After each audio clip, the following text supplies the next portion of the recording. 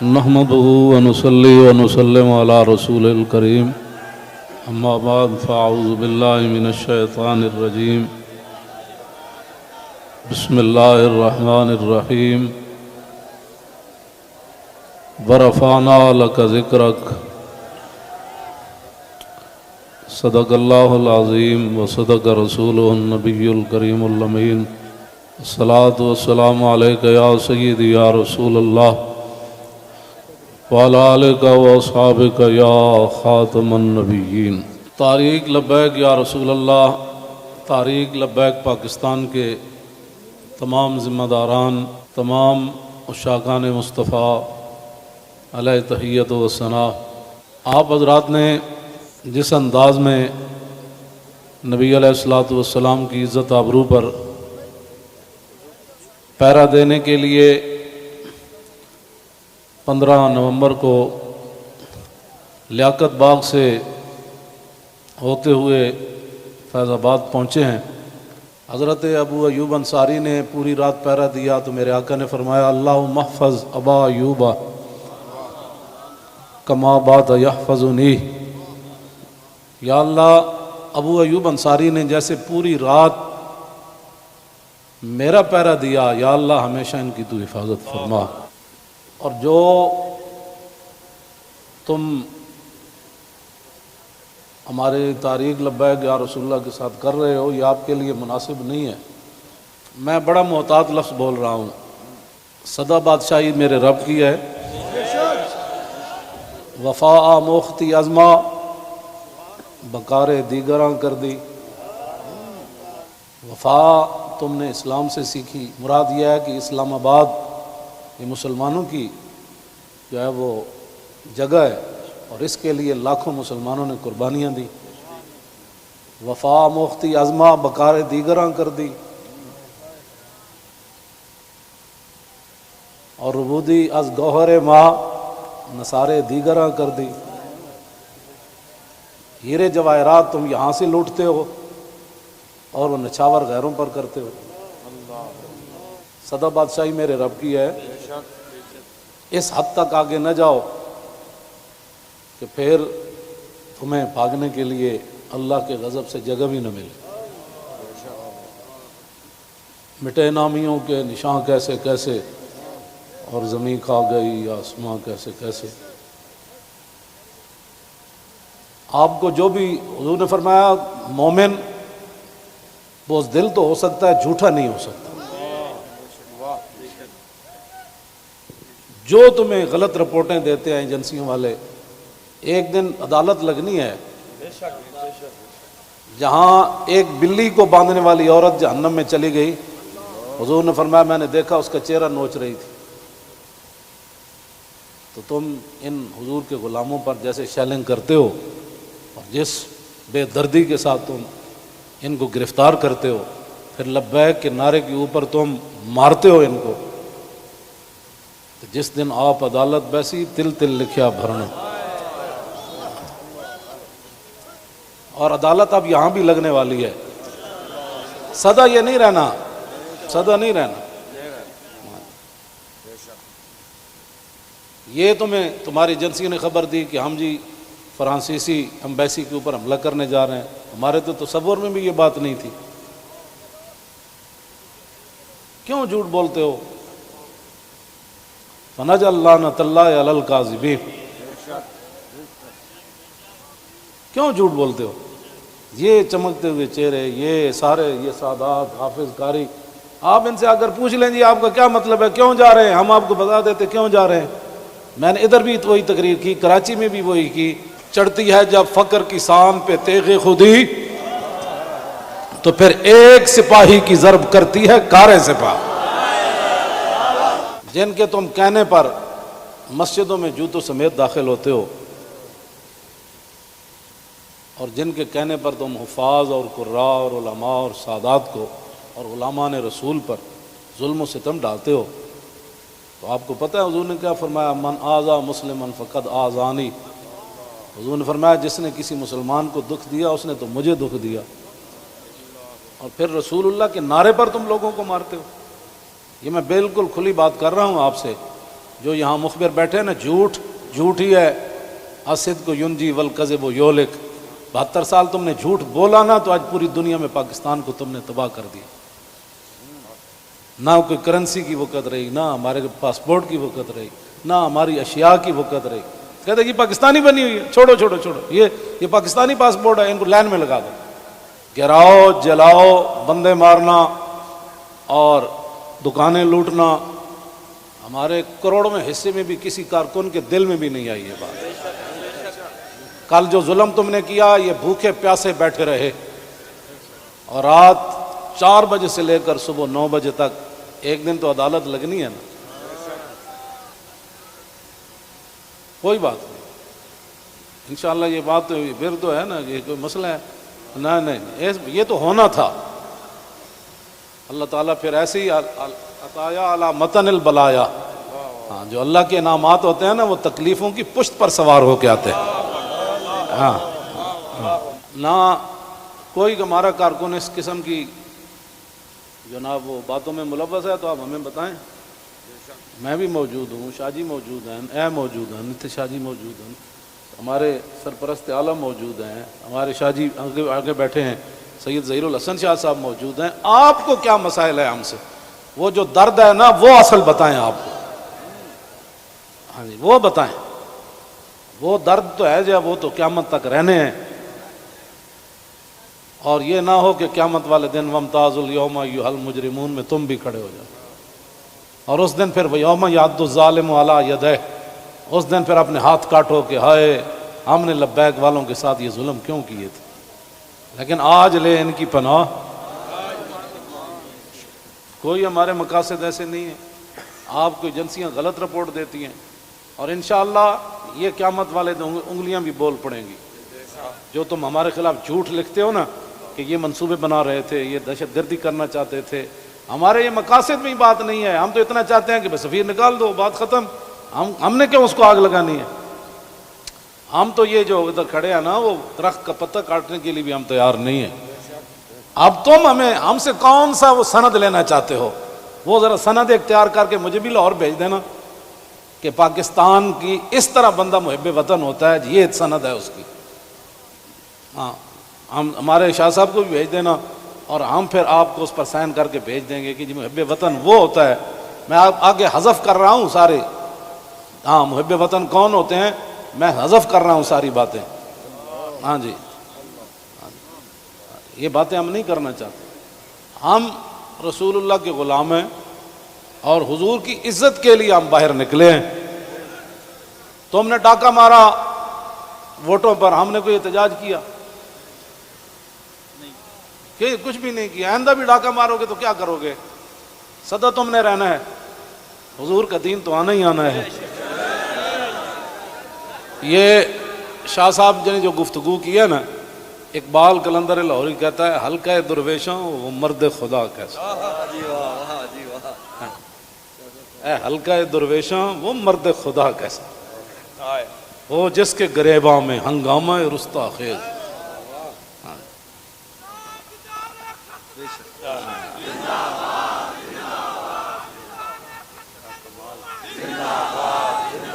وہ حلقہ درویشاں وہ مرد خدا کیسا. ہاں، اللہ جو ذکر کی گرمی سے شمع کی طرح روشن، جو فکر کی سرعت میں بجلی سے زیادہ تیز.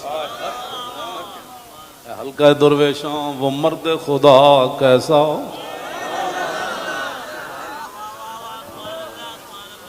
او حلقہ درویشاں وہ مرد خدا کیسا. حلقہ درویشاں وہ مرد خدا کیسا. غیرت ہے بڑی چیز جہانے تگو دو میں. یہ سارے یہ آپ کل میں نے جب آپ کا منظر دیکھا نا تو میں نے کہا صدیاں گزر گئیں. آپ نے جو وہاں کل منظر بنایا نا، یہ بنانے سے نہیں بنا، بات کہیں اور سے آ گئی. تاجدار ختم نبوت. اور اللہ تعالیٰ پاکستان کو سلامت رکھے. اللہ نہ کرے کوئی وقت آیا تو یہ سب سے پہلے یہی ہوں گے لوگ. اور میں آپ کو سچی بات بتا رہا ہوں، ان حضور کے غلاموں سے نہ الجھو، ان حضور کے غلاموں سے نہ۔ باقی رہ گیا ہندوؤں کا مسئلہ، تو ہمیں قطب مینار بھی قطب الدین ایبک چھوڑ کر گیا دہلی میں، دہلی دی جامع مسجد بھی ساڑی ہے،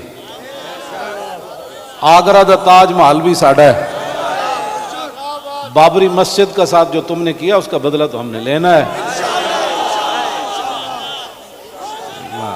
ہاں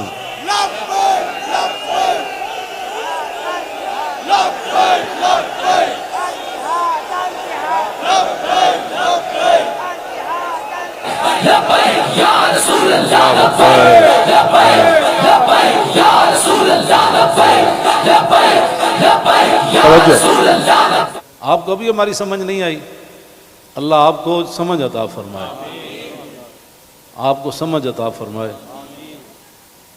اللہ اقبال کی گل کر گیا، حاصل کسی کامل سے یہ پوشیدہ ہنر کر،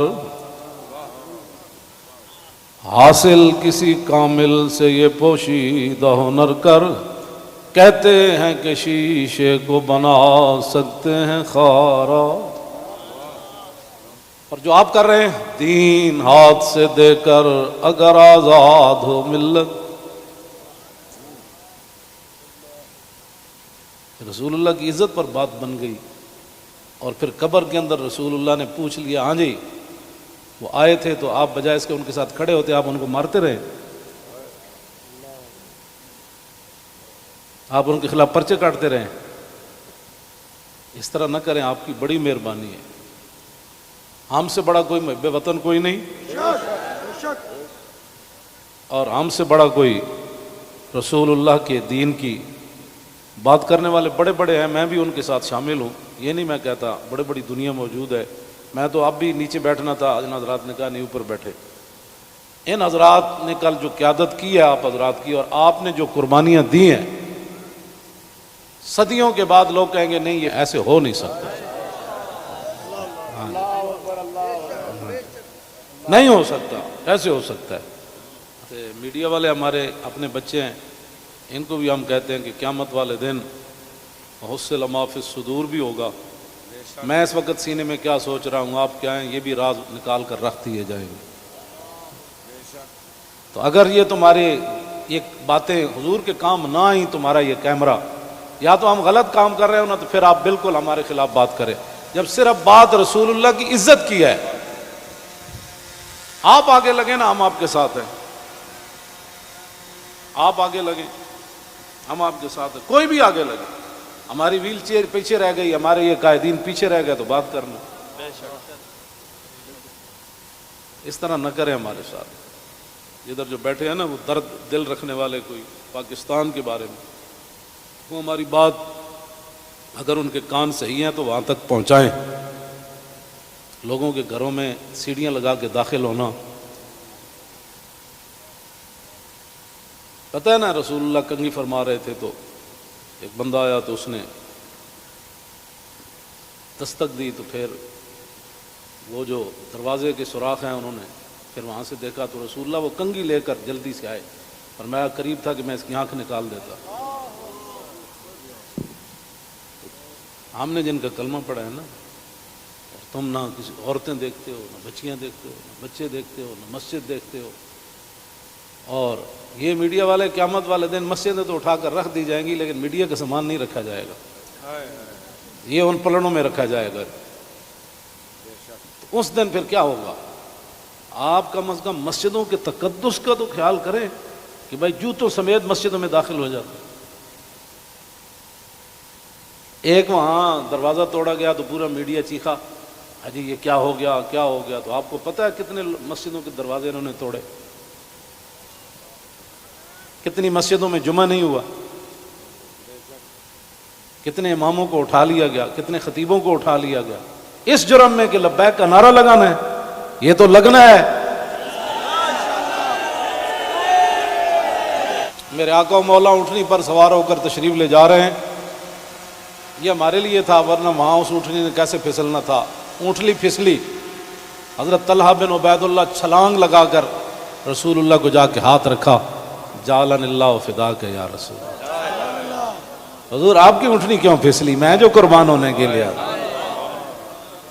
صرف اونٹنی پھسلی تو اتنے بڑے واقعات ہو گئے اور تم ہمیں لالا پاپی دیتے ہو، ایسے ہو جائے گا تو ایسے ہو جائے گا، ایسے کچھ بھی نہیں ہوگا۔ ہاں حضور کی عزت پر پہرا دو۔ ہم چاہتے ہیں کہ قیامت والے دن آپ بھی رسول اللہ کی ناموس کے محافظین کی لائن میں آ جائیں۔ توجہ، آپ اس لائن میں لگ جائیں جس میں نور الدین لگا ہوا ہوگا، آپ اس لائن میں لگ جائیں جہاں صلاح الدین لگا ہوگا، آپ اس لائن میں لگ جائیں جہاں محمود غزنوی لگا ہوگا، شہاب الدین محمد غوری لگا ہوگا۔ کیوں اس طرح اپنی دنیا آخرت برباد کر رہے ہو پھر؟ اور جو نکلتے ہیں آپ ان پر بھی ظلم کرتے ہو، اس کی اجازت نہیں ہے۔ نہ اپنی نالائکیاں تاریخ لبیک کے اوپر ڈالتے ہو، اور چوکوں میں کھڑ کے آدھے گھنٹے کے لیے احتجاج کرنے سے کشمیر آزاد نہیں ہوتے۔ کشمیر آزاد ایسی ہونا ہے جیسے مکہ فتح ہوا، جیسے بدر فتح ہوا۔ ہاں آدھا گھنٹہ کارپوریشن کے بندے کھڑے ہو جائیں گے اور وہ بھی ختم ہو گئے، آدھے گھنٹے میں کارپوریشن کے بندے نے تو اپنی تنخواہ لینی ہے، باز آ جاؤ۔ تم بتاؤ جو درد ہے وہ ہمیں بتاؤ۔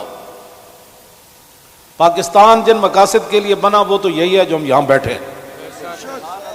اگر اس کے علاوہ کوئی قائد اعظم محمد علی جناح اور علامہ اقبال قلندر لاہوری، لیاقت علی خان، حضرت مولانا سید نعیم الدین مراد آبادی، سید ابو الحسنات قادری، مولانا مصطفیٰ رضا خان، مولانا حامد رضا خان،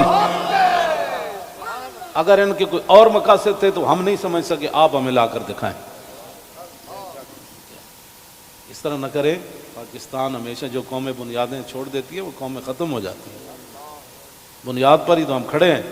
پاکستان کا مطلب کیا؟ دستور ریاست کیا ہوگا؟ اور پاکستان جن مقاصد کے لیے بنا ان مقاصد کے ساتھ ہمارے باتیں سنا کرے۔ اور جھوٹا بندہ جھوٹا ہی ہوتا ہے، جھوٹیاں خبراں تے کدی بھی تانوں حق نہیں بنتا۔ پتہ ہے کتنی قیامت نو سزا لبنی تانوں۔ ایک آلے رسول تسی انہوں نے جناب جا کے انہوں دے منہ تے تسی جتیاں مارنے ہو لوگاں دے، تو لبیک کیوں کہنا؟ بھائی یہ تو کمال ہے، یہ تو گو بھی کہتی ہے لبیک یا رسول اللہ، ہرنی بھی کہتی ہے لبیک یا رسول اللہ، صحابہ بھی کہتے ہیں لبیک یا رسول اللہ، اور تم منہ پر جوتے مارتے ہو۔ آپ کی کس نے تعلیم کی؟ پھر تم علماء کو تانے دیتے ہو کہ دین دے ٹھیکیدارن، اسی دین دے ٹھیکیدار نہیں لیکن چوکیدار ضرور ہیں۔ تسی ٹھیکیدار ہو جی شاہ جی؟ نہیں تسی بس تسی شاہ جی ہاں چوکیدار ہیں۔ اب یہ لفظ تمہیں کون پڑھاتا ہے کہ تم علماء کو دیکھ کر کہو تم دین دے ٹھیکیدار ہو؟ شرم مارے میں اندر بڑی ہوں، تم سمجھا میں کو ڈری ہیں۔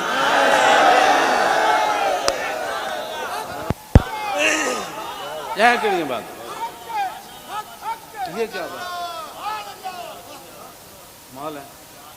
یہ کیا ٹھیکیداری تو کبھی بھی ہم نے دعوے نہیں کیے، یا کبھی کہا ہو تو بتاؤ ہم نے ٹھیکیداری کی دعوت کی ہے، دعوے کیے ہم نے کبھی بھی نہیں کہا۔ ہم تو رسول اللہ کے غلام ہیں اور رسول اللہ کی عزت کی بات کرتے ہیں۔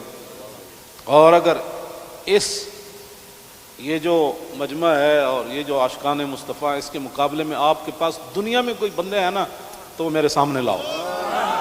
رسول اللہ لبیک لبیک لبیک یا رسول اللہ لبیک لبیک لبیک یا رسول اللہ لبیک لبیک لبیک یا رسول اللہ لبیک لبیک لبیک یا رسول اللہ۔ عن الحسن بن علی رضی اللہ تعالی عنہما قال سألت خالي عند ابن أبي علا وكان وصافا عن حلية رسول الله صلى الله تعالى عليه وسلم أنا أشتهي أن يصف لي منها شيئا نتعلق به فقال كان رسول الله صلى الله تعالى عليه وسلم فخما مفخما يتلالى وجهه تلالى القمر ليلة البدر أطول من المربوع وأقصر من المشذب عظيم العامة رجل الشعر إن فرقت عقيقة فرقها وإلا فلا يجاوز شعره كالخط عاري الثديين والبطن مما سوى ذلك أشعر الذراعين والمنكبين وعالي الصدر طويل الزندين رحب الراحة شسن الكفين والقدمين سائل الأطراف أو قال شائل الأطراف خمسان الأخمسين مسيح القدمين ينبو عنهما الماء إذا زال زال قلعا يخطو تكيفا ويمشي هونا ذري المشية إذا مشى كأنما ينحط من سبب وإذا التفت جميعا خافض الطرف نظره إلى الأرض أكثر من نظره إلى السماء جل نظر الملاحظة يسوق أصحابه يبدأ من لقي الصلاة.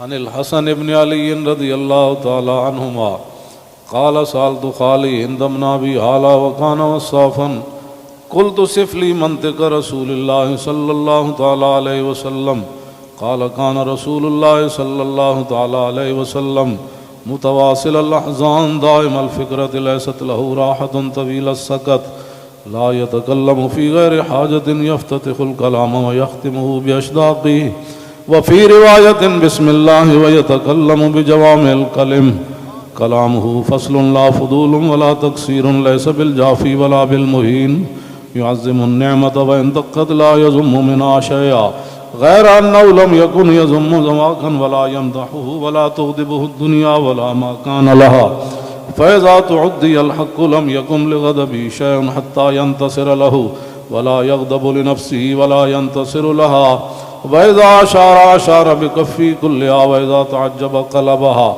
وإذا تحدث اتصل بها وضرب براحته اليمنى بطن إبهامه اليسرى وإذا غضب أعرض وأشاح وإذا فرح غض طرفه جل ضحك التبسم يفتر عن مثل حب الغمام. عن علي رضي الله تعالى عنه قال لم يكن رسول الله صلى الله تعالى عليه وسلم بالطويل الممقت ولا بالكثير المتردد وكان ربعة من القوم ولم يكن بالجاد القتت ولا بالسبت كان رجلا شعرا ولم يكن بالمطهم ولا بالمكلسم وكان في وجهه تدبير أبيض مشرب أدعج العينين أهدب الأشفار جليل المشاش والقتت أجرد ذو مسربة شسن الكفين والقدمين إذا مشى تقلع كأنما ينحط من سبب وإذا التفت معه بين كتفي خاتم النبوة وهو خاتم النبيين أجود الناس صدرا وأصدق الناس لهجة وألينهم عريقة وأكرمهم مشيرة مرة وبداهة هابا ومن خالته معرفة أحبا يقول نايته لم أر قبله ولا بعده مثله. عن الحسن بن علي رضي الله تعالى عنهما قال سألت خالي هند بن أبي هالة وكان وصافا عن حلية رسول الله صلى الله تعالى عليه وسلم أشتهي أن يصف لي منها أتعلق بي فقال كان رسول الله صلى الله تعالى عليه وسلم فخما مفخما يتلالى وجه تلال القمر ليلة البدر فذكر الحديث بطوله قال الحسن فكتمت الحسين زمانا ثم حدثته ووجدته قد سبقني إليه فسأله عما سألته ووجدته قد سأل أباه عن مدخلي وعن مخرجه وشكلي فلم يدع منه شيئا.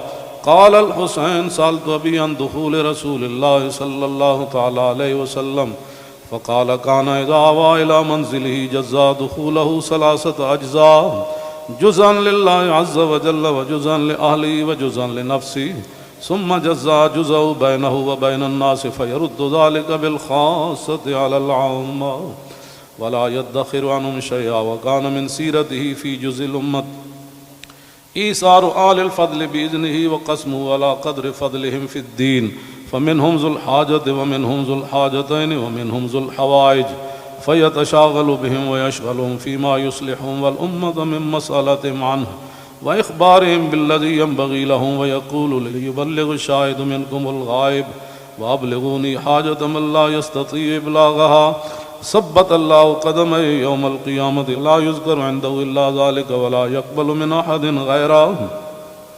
يدخلون رفادا ولا يفترقون إلا عن زواكم ويخرجون أدلة يعني على الخير. قال فسألت عن مخرجه كيف كان يصنع فيه؟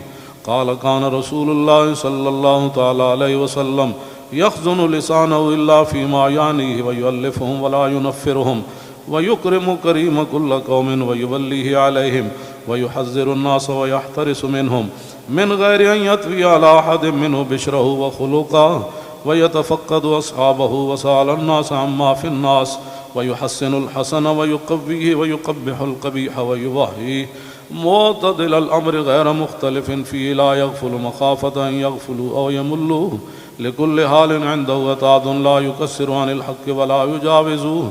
الذين يلونه من الناس خيارهم أفضلهم عنده أعمهم نصيحا وأعظمهم عنده منزلة أحسنهم مواساة ومبازرة. قال فسألت عن مجلسه قال كان رسول الله صلى الله تعالى عليه وسلم لا يقوم ولا يجلس إلا على ذكر وإذا انتهى إلى قوم جلس حيث ينتهي المجلس ويأمر بذلك يعطي كل جلساء بنصيبه لا يحسب جليسه أن أحدا أكرم عليه منه من جالسه وفاوضه في حاجة صابره حتى يكون هو المنصرف عنه ومن سأله حاجة فلم يرده إلا بها أو بميسور من القول قد وسع الناس بسطوا وخلقوا فصار لهم أبا فصاروا عنده في الحق سواء. مجلس علم وحياء وصبر وأمانة لا ترفع فيه الأصوات ولا تؤبن فيه الحرم ولا تنسى فلتاته متعادلين يتفاضلون فيه بالتقوى متواضعين يوقرون فيه الكبير ويرحمون فيه الصغير ويؤسرون ذا الحاجة ويحفظون الغريب.